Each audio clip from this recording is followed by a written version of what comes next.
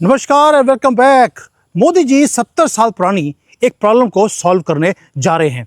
मैं कोई राहुल गांधी की बात नहीं कर रहा हूं क्योंकि वो 70 साल पुरानी प्रॉब्लम नहीं, वो सिर्फ 50 साल पुरानी प्रॉब्लम है। मैं प्रूफ के साथ आपके सामने रखूंगा कि कैसे एक प्रॉब्लम को क्रिएट किया गया by none other than Jawaharlal Nehru और उसको एम्पलीफाई किया इंदिरा गांधी ने और उसके बाद सोनिया गांधी ने और राहुल ने।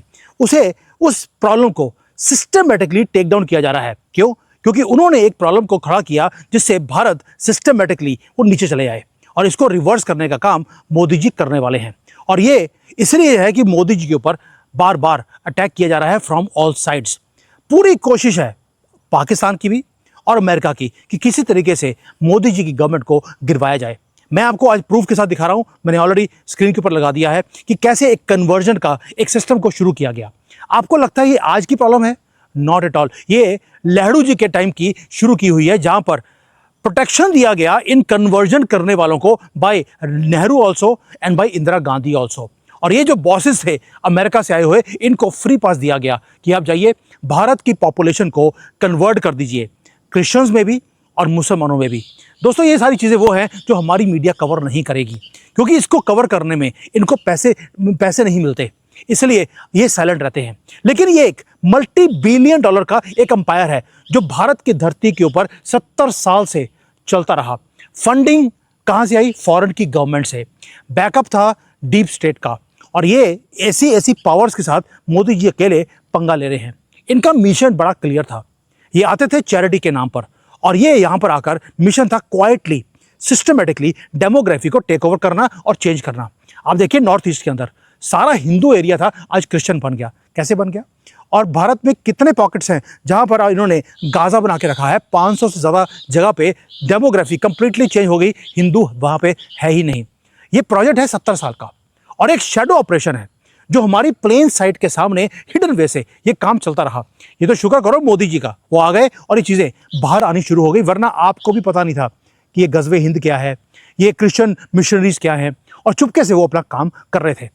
दोस्तों, ये था एक वेल ऑर्गेनाइज्ड, वेल ऑर्केस्ट्रेड एक कैंपेन जिसका नाम था रिलीजियस कन्वर्जन और सबवर्जन ऑल्सो। और ये सारा पैसा कहाँ से आता था? अमेरिका के टैक्स पेयर का मनी थ्रू USAID। आपको याद होगा USAID को अमेरिकन प्रेसिडेंट ने बैन कर दिया था, उसको फंडिंग बंद हो गई है। लेकिन ये जो स्टोरी है ये उससे भी ज़्यादा डीपर है क्योंकि एक कंपनी थी जिसका नाम था वर्ल्ड विजन इंटरनेशनल। ये वो है हाईएस्ट ऑफिस जो अमेरिका में जिन्होंने अपना ऑफिस खोला भारत की धरती के ऊपर। और हमारा जो प्रधानमंत्री है जवाहरलाल नेहरू, उन्होंने इस कंट्री को बेच दिया किसके नाम पर? उसी वर्ल्ड विजन के हाथों में हमारे कंट्री को बेच दिया था। और ये है जिसे रिवर्स किया जा रहा है मोदी गवर्नमेंट की तरफ से। और 70 साल पुरानी जो एक कॉन्स्पिरेसी है उसका अंत इस हफ्ते होने वाला है। इसलिए जो ऑपोजिशन है वो पार्लियामेंट को चलने नहीं दे रही। अब ये कहानी शुरू कहाँ से हुई थी? ये कहानी कोई आज नहीं शुरू हुई। ये है नेहरू की, जिन्होंने कॉम्प्रोमाइज़ किया था 1951 में। एक आदमी था जिसका नाम था बॉब पियर्स। वो अमेरिकन वो थे, इसको ये बोलते हैं अपनी लैंग्वेज में इवेंजलिस्ट। वो भारत में आता है और वो आता है साथ में वर्ल्ड विजन के नाम पर भारत में एक कंपनी लेके आता है। उसका विजन बिल्कुल क्लियर था। पहले वो चाइना में गया था, वहाँ पर भी उसने लाखों लोगों को कन्वर्ट किया। वहाँ पे जो माइनर्स थे, जो वनरेबल थे, गरीब लोग थे, उन्हें प्रोत्साहन देकर इन्होंने उनको क्रिश्चियंस में कन्वर्ट किया। और उसके बाद टारगेट था भारत। लेकिन उसे एक क्लियरेंस चाहिए थी गवर्नमेंट की तरफ से। और ये आदमी यहाँ पे आता है और यहाँ पर आता है, उसका नाम था जो बंदे का बिली ग्रैहम। वो भारत में आके प्रधानमंत्री जो थे जवाहरलाल नेहरू, उसके साथ आके बैठते हैं। वहाँ पे मीटिंग की जाती है और प्रधानमंत्री जो नेहरू थे उनका रिस्पॉन्स क्या था?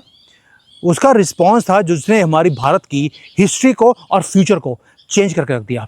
नेहरू ने उनको ग्रीन लाइट दे दिया कि आपको कन्वर्जन करना है, मुझे कोई दिक्कत नहीं है, आप आइए यहाँ पर, आप सारी एक्टिविटीज़ कीजिए, बस एक ही काम करना, आप अमेरिकन पॉलिटिक्स को वो भारत में मत लेके आना और जो कुछ मैं कर रहा हूँ उसके खिलाफ आप कभी बोलोगे नहीं।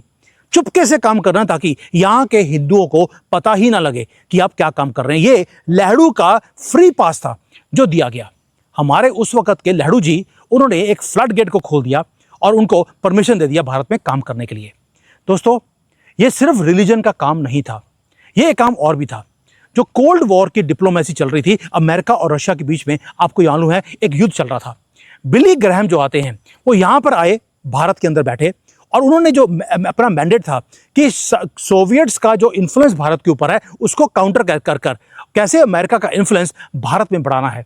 इसलिए भारत हमेशा कंफ्यूज रहा कि हम अमेरिका के साथ जाएं क्या रशिया के साथ, क्योंकि नेहरू जी ने ये कन्फ्यूजन को क्रिएट किया भारत के अंदर। मुझे लगता है पैसे मिल गए होंगे जैसे कि कांग्रेस की फितरत है।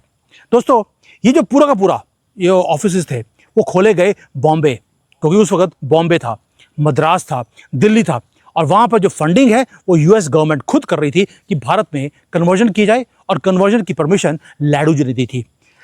इन्होंने लोगों ने आके क्या घर घर में जाकर इन्होंने बाइबल को बांटना शुरू कर दिया। इन्होंने कन्वर्ट किया लाखों में करोड़ों में हिंदूज को इन्होंने क्रिश्चियंस में कन्वर्ट कर दिया। और ये जो था फंडिंग कंट्रोल थी एक इकोसिस्टम से जो कि अमेरिका से चलती थी और भारत का प्रधानमंत्री जानता था यहाँ पे क्या हो रहा है और उसने जानबूझकर करने दिया। तभी बोल रहा हूँ वो कभी भी पंडित नेहरू नहीं थे, वो मोहम्मद नेहरू था, लेकिन इन डिस्गाइज ऑफ अ पंडित उसको बैठा दिया गया। दोस्तों ये जो सारा काम था नेहरू का किया हुआ, उसने तो दरवाजे खोले, लेकिन इंदिरा गांधी ने उन्होंने आके रेड कारपेट दे दिया इन लोगों को। आप देखिए 1951 में बिली ग्रैहम आते हैं, वो आकर परमिशन लेते हैं नेहरू से, ये काम शुरू होता है। लेकिन 1972 तक वो यहाँ पर नहीं आए क्योंकि उसके अपने लोग थे जो भारत में काम करते रहे। 72 में जैसे ही इंदिरा गांधी दोबारा से आती है, बिली ग्रैहम दोबारा से भारत में आते हैं और उसका टारगेट था इस बार नागालैंड यानी कि नॉर्थ ईस्ट। ये वो रीजन था जो हाईली अनस्टेबल था, फॉरेनर्स का वहाँ पे जाना स्ट्रिक्टली मनाही थी, वो नहीं जा सकते थे बिकॉज ऑफ सिक्योरिटी रीजंस। लेकिन इंदिरा गांधी ने क्या किया, उन्होंने सारे रूल्स को तोड़ा और ग्रैहम को अनप्रेसिडेंटेड वीआईपी एक्सेस दे दिया उस एरिया का, प्लस पुलिस प्रोटेक्शन में उन लोगों को वहाँ पे भेजा गया, प्रोवाइड किया गया गवर्नमेंट का एकोमोडेशन, पुलिस की प्रोटेक्शन और प्लस फ्री हैंड कि जाइए नागालैंड को जाकर आप कन्वर्ट कर दीजिए। वहाँ पर पहुँचने के लिए सड़कें नहीं थी तो हेलीकॉप्टर में उस बंदे को वहाँ पर ग्रैहम को नागालैंड में भेजा गया। दोस्तों ऑपरेशन था सिंपल कि जो वर्ल्ड काउंसिल ऑफ चर्चेज है उसके ट्रस्ट का पार्टनर था वर्ल्ड विजन, इसे भेजा गया वहाँ पे ताकि भारत के एंटी इंडिया एक्टिविटीज़ किया जाए, लोगों को कन्वर्ट किया जाए और जो ये इनका कन्वर्जन का रैकेट है उसको सीमलेसली उसको भारत में इम्प्लीमेंट किया जाए। दोस्तों ये सारा काम under the protection of Congress ये चलता रहा। इंदिरा गांधी के बाद इवन राजीव गांधी, उसके बाद सोनिया गांधी, ये इस प्रोजेक्ट में ये शामिल थे अप टू राहुल गांधी, ये सारे इन्वॉल्व थे इसके अंदर। तभी बोल रहा हूँ 70 साल पुरानी प्रॉब्लम, गांधी प्रॉब्लम तो है ही है हमारे देश के लिए, लेकिन ये जो कन्वर्जन का स्यापा है ये तब से शुरू हो रहा था। लेकिन अगर मैंने अभी तक सिर्फ क्रिश्चियन कन्वर्जन के बारे में मैंने बात करी है, जो इनका नेटवर्क था ये हाफ स्टोरी है। इसके पैरेलली एक और नेटवर्क है जिसे फंड किया गया और पूरा वेल फंडेड इकोसिस्टम था जहां पर मुस्लिम कन्वर्जन का काम और नेटवर्क्स भारत में काम करते रहे। आपने एक चीज नोट किया होगा, मोदी जी जब ये FCRA का बिल लेकर आ रहे हैं तो अमेरिका बोल रहा है, लेकिन मिडिल ईस्ट वाले इसके बारे में नहीं बोल रहे। उसका रीजन था कि जो मिडिल ईस्ट वाले हैं उन्होंने सिस्टम को चेंज किया, उन्होंने पैसा तो भेजा यहाँ पर, लेकिन उन्होंने पक्के में पैसा नहीं भेजा, हवाला के चैनल्स के थ्रू उन्होंने पैसा भेजा और यहाँ पर डिसेप्टिव एक एनजीओ को खोला गया। हिंदुओं के नाम पर एनजीओ खुली है, पैसा मिडिल ईस्ट से आता था हवाला के थ्रू और वो पैसे को कन्वर्जन के लिए यूज़ किया जाता था। टारगेट किसको किया, जो पुअर डिस्ट्रिक्ट्स हैं, बिहार है, उड़ीसा है, यूपी है, ये वहाँ गए। तभी आपको मैक्सिमम जो आपको हिंदू कन्वर्टेड दिखते हैं आपको इन एरियाज़ में दिखते हैं और वहाँ पर आकर उन्होंने इन वनरेबल लोगों को पकड़ा और अपने ऑपरेशंस को इन्होंने एक रैकेट की तरह यहाँ पर करना शुरू कर दिया। मदरसे खोल दिए, गंदी गंदी मस्जिदें खुल गई और वहाँ पर जिहादी पैदा करने शुरू कर दिए। दोस्तों हमारी गवर्नमेंट को मालूम था कि मुसलमान भी यहाँ पर पैसा भेजकर कन्वर्जन का काम कर रहे हैं, क्रिश्चियंस भी कर रहे हैं, लेकिन वोट बैंक की पॉलिटिक्स के चक्कर में ये चुप रहे और जानबूझकर इस काम को किया गया। अब इसके बाद आते हैं 2024, अभी 26 में जो करने वाले हैं वो बात की बात है। मोदी जी ने एक काम और किया, इनका जो पूरा का पूरा ऑपरेशन था उसके बिल्कुल छुरा खोवा मोदी जी ने। Union minister of home affairs उन्होंने ऑफिशियली जो FCRA का रजिस्ट्रेशन था वर्ल्ड विजन इंडिया का वो कैंसिल कर दिया ताकि इनका जो फाइनेंशियल पाइपलाइन है इसको काट दिया जाए। लेकिन ये सिर्फ शुरुआत थी। गवर्नमेंट को मालूम था कि जो पूरा का पूरा इकोसिस्टम है इसे परमानेंटली हमें उखाड़ने के लिए हमें ये बिल लेकर आना पड़ेगा। तभी 2026 में FCRA का जो अमेंडमेंट का बिल है वो लेके आया जा रहा है। ये इसलिए लेके आया जा रहा है ताकि इनकी जो पावर है रिलीजियस एक्टिविटीज़ की के नाम पर जो ये कन्वर्जन का काम करते हैं, इसे कंप्लीटली बंद किया जाए, क्योंकि बिना पैसों के ये काम नहीं चल सकता। इसलिए जो नए लॉज हैं वो प्रिस्क्राइब किए गए हैं कि अगर किसी ने कन्वर्जन करने की कोशिश करी तो लाइफ इम्प्रिजनमेंट है, क्योंकि आपने फ्रॉडुलेंटली रिलीजियस कन्वर्जन का काम करने की कोशिश किया है। पूरा का पूरा जो ये डेमोग्राफी को चेंज करने की जो मशीनरी है क्रिश्चियंस की भी और मुसलमानों की, इसे डिसमेंटल किया जा रहा है थ्रू अ लॉ। दोस्तों, जो डीप स्टेट है इसलिए पैनिक कर रहा है। आप सभी देखिए वॉशिंगटन के अंदर, भाई आपको क्या प्रॉब्लम है? भारत की कंट्री हमारी कंट्री है, हम अपने कंट्री में एक लॉज को चेंज कर रहे हैं और वो हमें लेक्चर दे रहे हैं कि ह्यूमन राइट्स के चक्कर में आप पैसे अमेरिका से जो भारत आते हैं आप उसको बंद नहीं कर सकते। दे आर फ्यूरियस, क्योंकि उसका रीज़न है। दे आर रेटल्ड, क्योंकि उनका 70 साल पुराना जो मास्टर प्लान था वो कोलैप्स हो रहा है। दोस्तों, अल्टीमेट एसेट जो उनका है वो है जियोपॉलिटिकल कंट्रोल, वो न्यूट्रलाइज कर रहे हैं मोदी जी। ये एग्जैक्टली वही रीज़न है जिसके कारण इंटरनेशनल एफर्ट है आज की डेट में कि भारत में मोबिलाइज किया जाए, दंगों को यहाँ पर प्रोटेस्ट किए जाएं, ताकि मोदी जी पावर में ना रहें, उनकी गवर्नमेंट गिर जाए।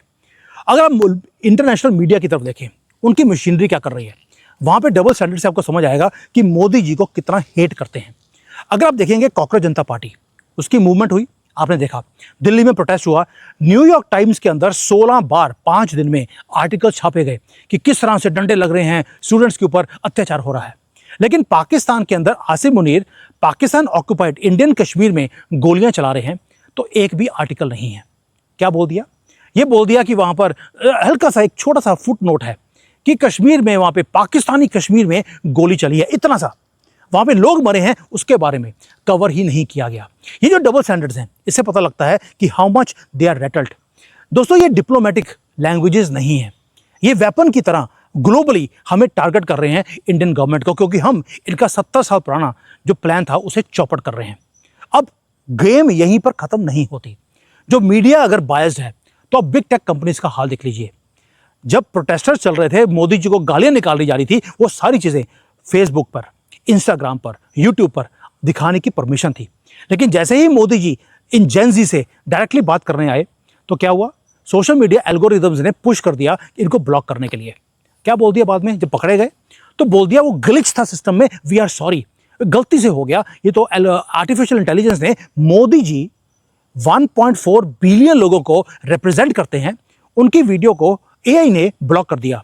लेकिन जो गाली गलौज की वीडियोस थी मोदी जी को पड़ रही, उसको ब्लॉक नहीं किया गया। मेटा ने अपोलोजाइज कर लिया under the name of technical glitch, लेकिन ये ग्लिच नहीं है, ये कोऑर्डिनेटेड डिजिटल एंड मीडिया का ब्लॉकेज है। वो एम्पलीफाई करना चाहते हैं केओस को और साइलेंस करना चाहते हैं नेशनलिस्ट लीडर्स को और फॉलोअर्स को। मैंने खुद देखा है, जब जैसे ऑपरेशन सिंदूर था या अभी कॉकरोचों का मूवमेंट था, हमारे जैसे लोगों की जो वीडियोस हैं वो चलने नहीं दी जाती। और जब मैं कॉकरोचों के खिलाफ कोई भी वीडियो बनाई है इंस्टाग्राम के ऊपर, उसे डिलीट कर दिया उन्होंने कि ये under the laws of India हम ये दिखा नहीं सकते। दोस्तों, अब भारत क्या कर रहा है? भारत कर रहा है कि इनका जो पूरा का पूरा पाइपलाइन है, इसे अब काटा जा रहा है, ताकि परमानेंटली इनका कटा हुआ पूरा परमानेंटली कट जाएगा तो अगला जिहादी वो पैदा नहीं होगा। दोस्तों, ये है मिसकैलकुलेशंस जो 70 साल से हमारे कंट्री में चलती रही। क्यों? क्योंकि हमारे उस वक्त के जो प्रधानमंत्री थे उन्होंने अप्रूवल दिया था इसका। ये 70 साल पुरानी बीमारी, इसको खत्म किया जा रहा है। इसको पहले एक्सपोज किया, कन्वर्जन नेटवर्क्स को पकड़ा, बुलडोज किया, और सॉवरन भारत में जो लॉज हैं वो हम खुद बना रहे हैं अपने कंट्री के लिए, ताकि हम अपनी कंट्री को वापस लेके आ सकें और हम अपनी कंट्री को बचा सकें। इसलिए पूरी दुनिया में जो ये मुहिम चली है मोदी जी को हराने की, उसका रीज़न ये है। और ये प्लीज़ अपनी आंखें खोलिए, अभी तो और बहुत कुछ है जो मैं इन्वेस्टिगेट कर रहा हूँ कि क्या कुछ नेहरू ने और इंदिरा गांधी ने किया था हमारे देश के खिलाफ इन फॉरेन की ताकतों के साथ मिलकर। वो किसी और टाइम। Thank you. जय हिंद, वंदे मातरम।